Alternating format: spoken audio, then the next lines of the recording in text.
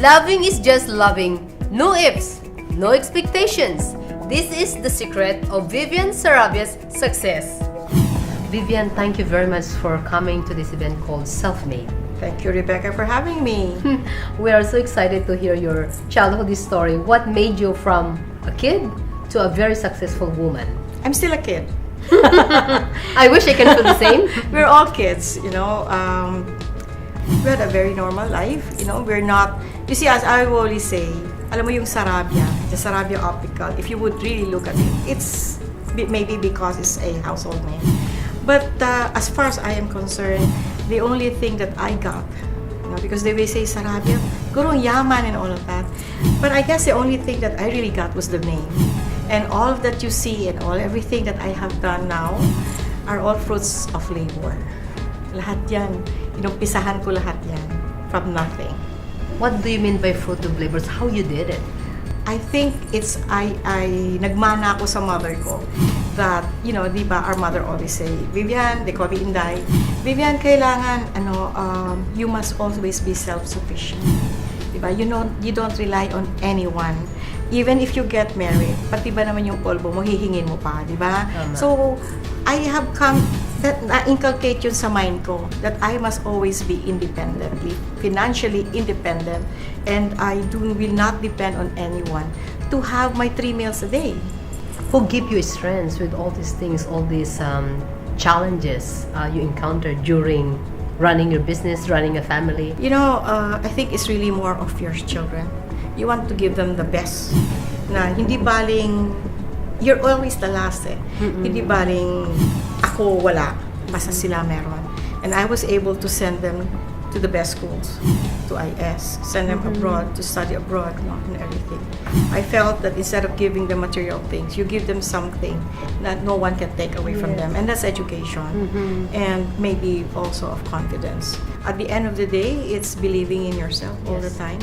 Believing in your strength, and what gives you the strength. Sometimes you will not know how strong you are until you are faced with adversity. And then looking back, how did I do that? What kind of woman is Vivian Sarabia? I think Vivian is a person who at first just wanted to be loved. And I think that speaks so much of my life. But where am I now? Vivian is love. What is love to you? Love is my religion. You know, in anything that you see, if you do it out of love, it is not work. If love is, I would say, my religion, wala kang galit sa tao eh. Because in every person that you see God in every person. And that is love. If there's something that you regret in your life, what is it? No regrets. Everything that you see is an accumulation of what I have done in my life. The regrets that you make, the mistake, for me, mistakes are your biggest teacher. For every mistake you make, you learn from it. And that's why you know, show me a person who is very, very successful, who has not done any mistake in their life. A person who say, I have never regretted or I have no mistakes in my life, is not a successful person. So true, so true. So what are your advice to people who are afraid to do what they want to do? Do not be afraid. No fear. So how can you say no fear? But they have that fear within them. You need to know your strength and you need to know your weakness. The weakness complements the strength complements the weakness.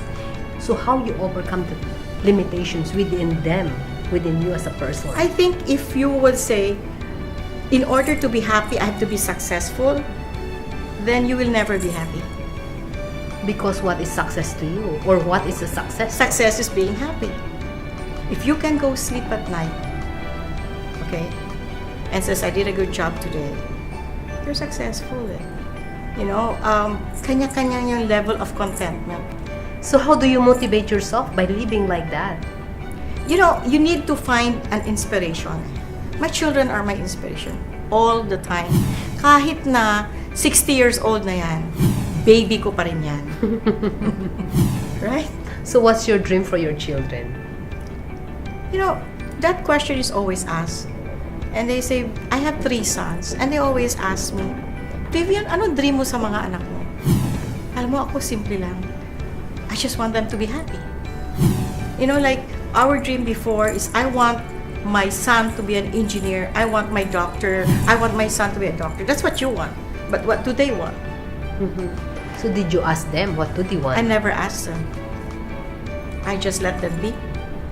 Kung saan sila masaya. So what's your best advice for mothers especially?